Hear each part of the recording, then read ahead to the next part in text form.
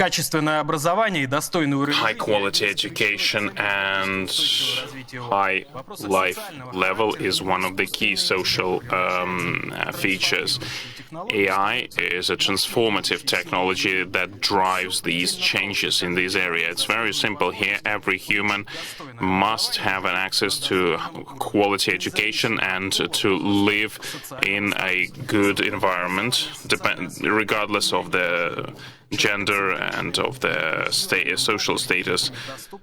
Inclusive, flexible, and accessible and inspiring. This should be the social changes with AI that are using AI. Now, Ivan Illarionov is responsible for education in Samolet and senior scientific advisor of the Sociological Institute of Russian Academy of Science, Konstantin Galkin. Hi, everyone. Hello.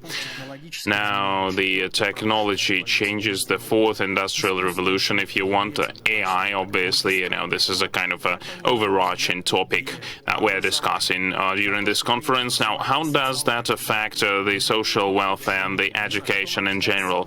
What is your vision? What has changed dramatically in the last 5, 10, 15 years, whatever horizon is better for you? Like Ivan, can you start? What happened in the education? Well, actually, what is good about AI is that it can process large volumes of data, mine insights from these data, build models to build more effective solutions, to make more effective decisions, and to predict more precisely. So, in education, we are at the threshold of these major changes, and moreover, we are driving these changes. So there are trends that will help to implement AI in education. We're going to talk about that, yeah, for sure. Konstantin, what has dramatically changed and how these changes were driven by technologies? Well, social welfare is something where we might think there is no AI and there should be no AI, but that's not so, because right now there's quite a lot of areas where it's not possible to live in the social area without AI, starting from the household-related social things like AI being used by the seniors or the search engines that can help you to quickly and efficiently find the information you need, and maybe providing some tactile support for the elderly and other things. Just to build on your comment, do you think that AI and technologies are quite slow to be adapted in this area, like social welfare and high tech and AI? Are they kind of married together? Are they close together? Well, I think it's a great question, because I think that this is something that you can look at, because we can talk about the global development trends in AI. The other question is how it is being developed in a specific region or country, or in a specific household, how AI is implemented there. So I think that the marketing and social research will show us how it is done, and I think we need to have to be on the same page in terms of understanding AI. Are we looking at it on the global scale or on a local scale, on a case-by-case basis? Well, actually, case-specific discussion is something that we're going to have now, starting from education. Everyone went through some education in that way or another. I think this is one of the key trends. The current state of the education and the future state of the education, and machine learning and AI, how does it affect that? And we, as recipients of knowledge, how can we actually feel these changes? I would like to look at the general picture across the country on a national level. What are the goals and tasks for the education system, and how can AI help to more efficiently resolve these tasks? Currently, the Education National Program has 4 major streams.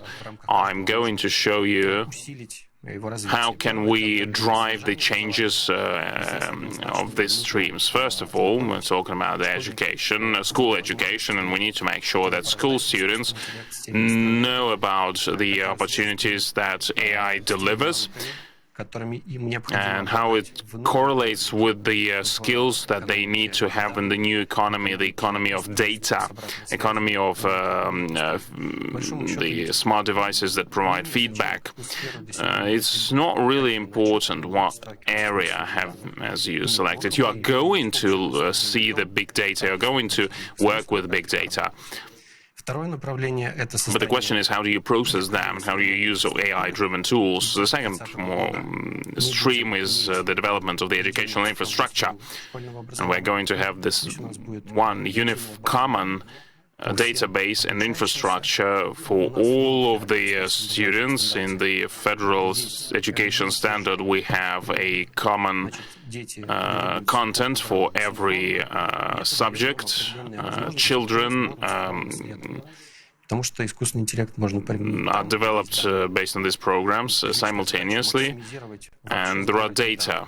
AI can only work on data, and by having a common digital environment, it is possible to do that on the national level. Third, training the teachers and other educational professionals, and this common environment will help you to put a proper diagnostic for the teachers. 90,000 teachers work in Moscow alone. So together with the Department of Education of Moscow, we are trying to integrate AI in analyzing the skills of teachers. For example, like communication skills of a teacher, how they communicate with children using AI. We can analyze the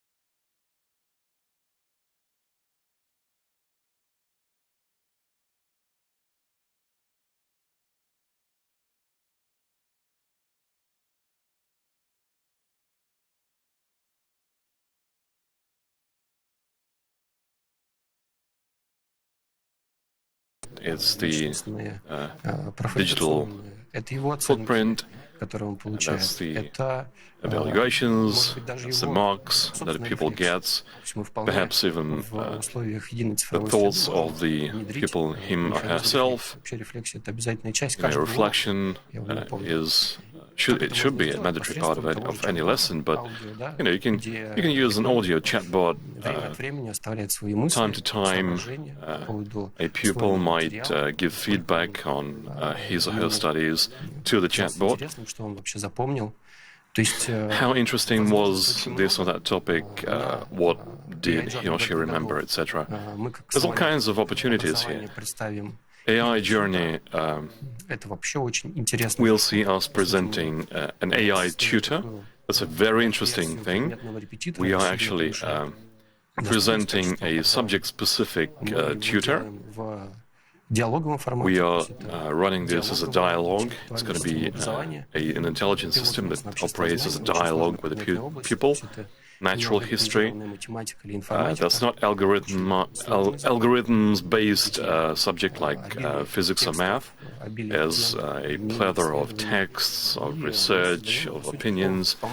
Essentially, we are creating an assistant to a teacher that could work at home, in the household, with a child, and expand on the things that were introduced to children during the lessons. That's some kind of a parent, expert, specific parent, ask questions, give feedback, give evaluations based on certain criteria. These can be the dialogues that a pupil can have in the household as he or she is pursuing the homework, and the teacher might get the data about how it has been going on. It's not just about recounting the paragraph that had to be learned. We are not trying to diminish the role of a teacher at all. The role of a teacher is immovable, because it's about building relationships, it's about building emotions, it's about setting things out, it's about laying things bare, because AI is probably not going to do this ever. Understanding humans. But teachers need more data to make good decisions. So it's not even the second opinion as it is in medicine. So it's not just about control, it's not just about registering information. Well, collecting data is important. I read it several years ago that AI is actively used in professional guidance. Specific cases can identify aptitudes for pupils or any student for that matter. If you're talking about professional orientation, then diagnostic is an important component, but it's probably not the component. A pupil must learn more about his own aptitudes, about his own inclinations. He or she must make them more orderly, and the ideas that AI can offer for diagnostics, they might prove useful, but this is not about the final solution. It's not about the final decision. It's about trial and error here.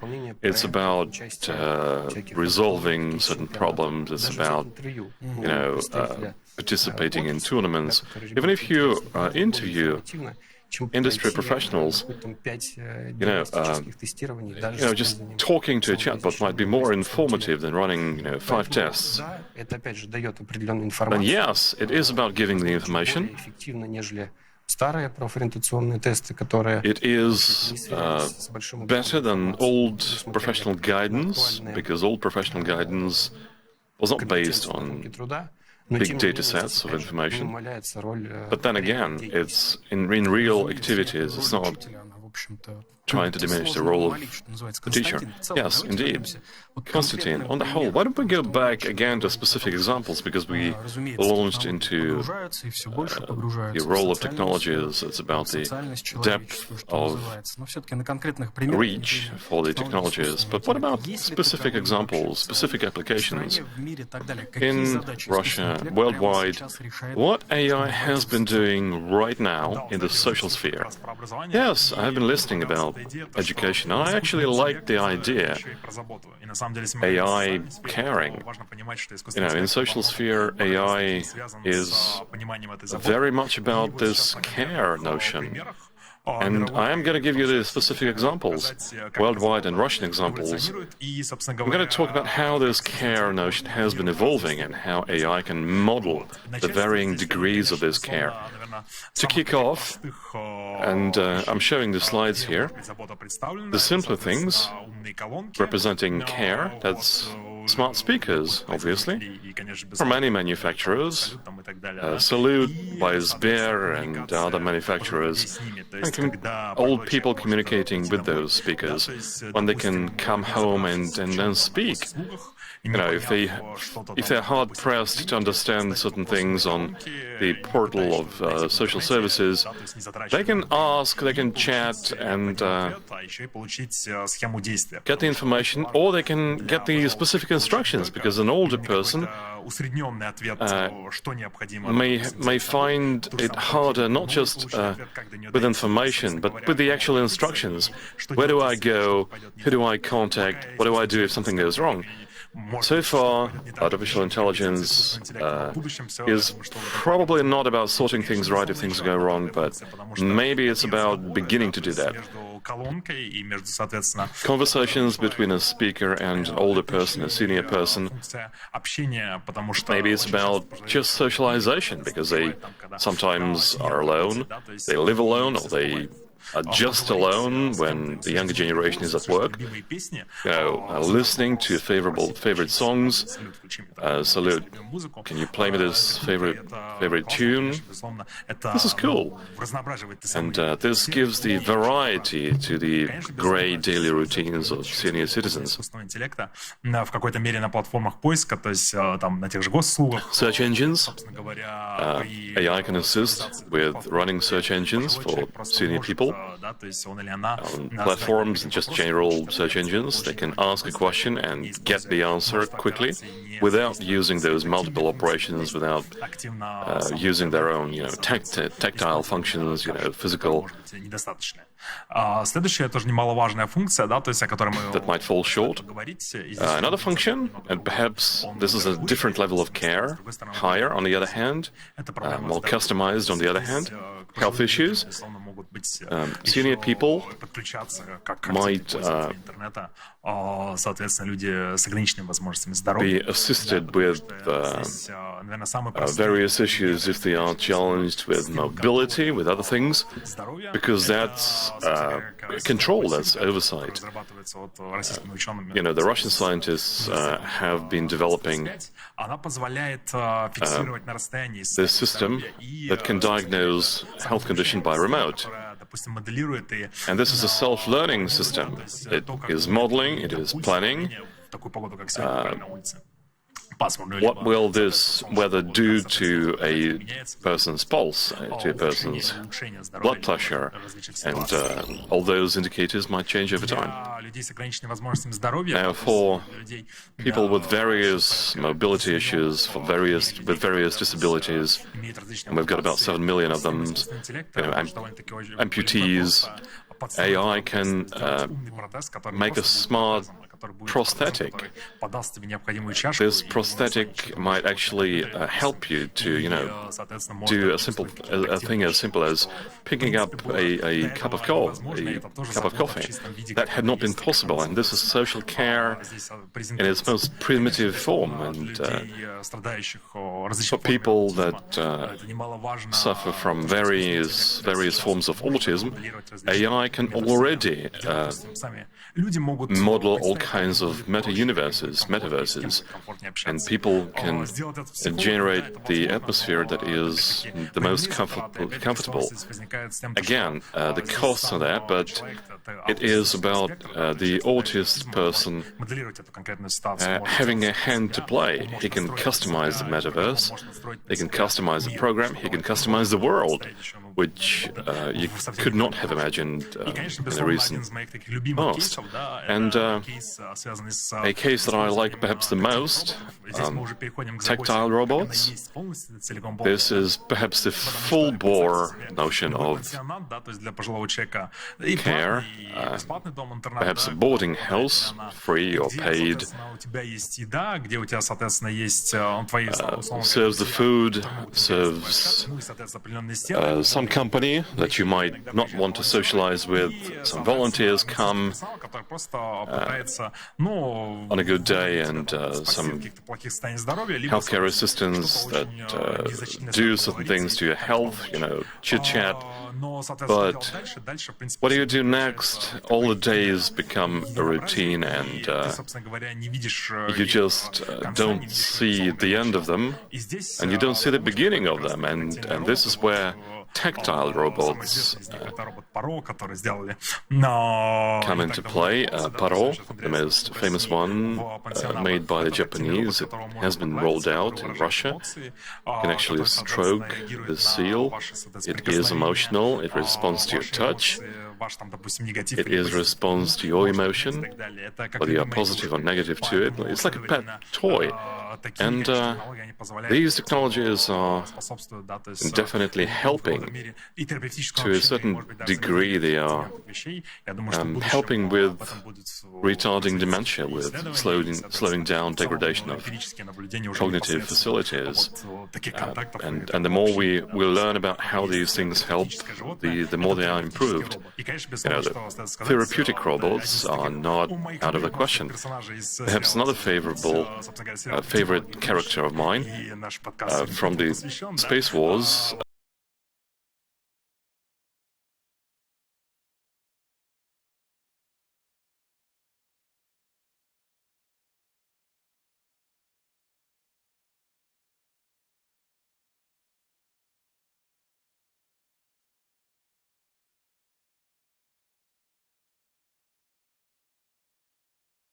Specific, actually.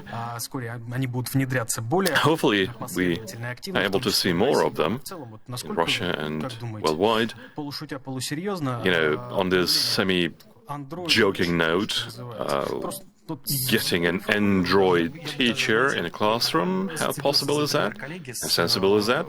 I would actually like to tag along with the example of a colleague, data-centric classroom. Just what can this give to a teacher? How often can a methodology expert come to a teacher, to the actual class? And all these visits are obviously heavily prepared, heavily scripted, starched, white shirts on all the pupils, etc. Heavily scripted, showpiece things. You put a smart speaker in the classroom and it records an audio in real time of things going on. In summation, feedback is given to the teacher, dear Maria Ivanovna. You spend 80% of the time talking at the classroom, and it was supposed to be about actually training.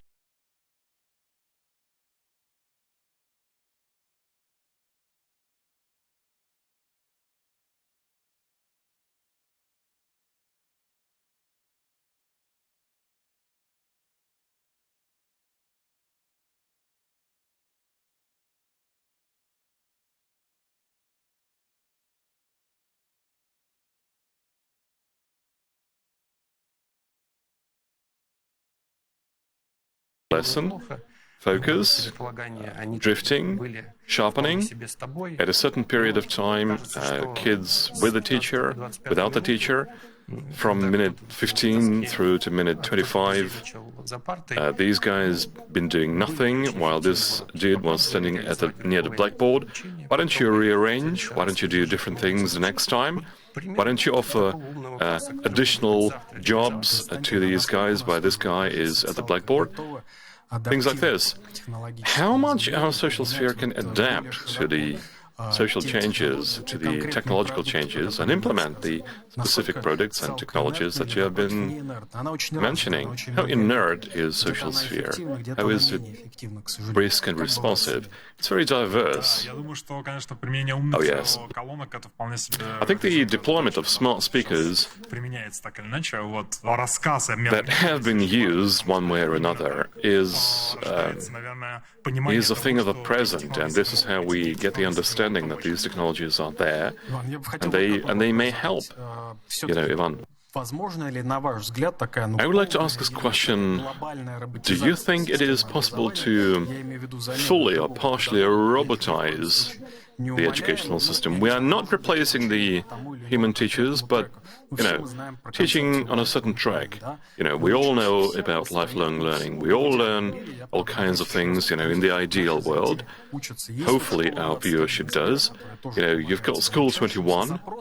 It does help. The demand for education over the entire lifespan, is continuing to grow, the number of teachers falling short, not growing. We understand the demographics of our nation. What if we digitize certain tracks of education? And what about lifelong learning? How can AI, the robots, how can they help here? Well, the teachers will definitely be augmented, enhanced by digital tools, and they can be more effective and efficient in teaching. They can unload certain routine, repetitive tasks, perhaps even marking tests. That can be definitely automated. We have seen how deftly neural networks have been changing essays written by algorithms. Well, they can be actually quite skilled in understanding whether algorithms or humans wrote the essay.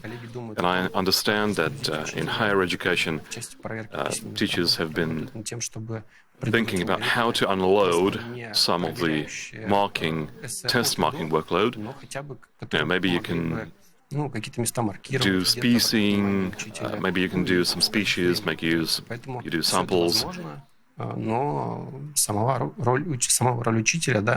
role of the teacher, per se, is inviolate. It is immovable. It is staying there, just taking the routine out. I think we've mentioned that many times, and we will mention it many times again. Yeah, de-routinize. Perhaps in your opinion, how much time will we take to seriously use AI and ML to take this routine out?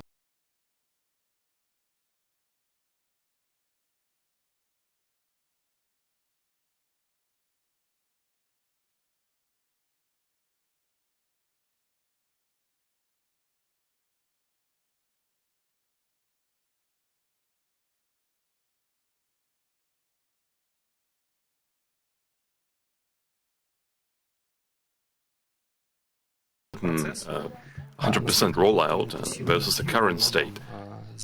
How intensive this rollout is going to be really depends to a great extent on the political will, on legislation, because so far school education is more state-driven, state-managed. We don't have that many private schools, although schools can innovate themselves too. And it is about the political will. I think over the next couple of years we will accelerate dramatically. Konstantin, your opinion? I would agree with Ivan. I would say that this is not just about digital, numerical forecasts. It's about the understanding, and it's about how much senior people, how much they understand the benefits of it. The simpler technologies, searches, smart speakers, they are real technologies, just as real as prosthetics. And, they are real in Russia as much as worldwide. I think this is quite realistic to see those technologies rolled out in a very short period of time. The financing is pretty decent across the board, and hopefully we get an acceleration from those projects in social sphere and education alike. Friends, thank you very much for a very interesting conversation. Best of luck to you. Our next topic is even more intriguing. AI for creativity. Stay with us. And now, listening to Symformer-generated music.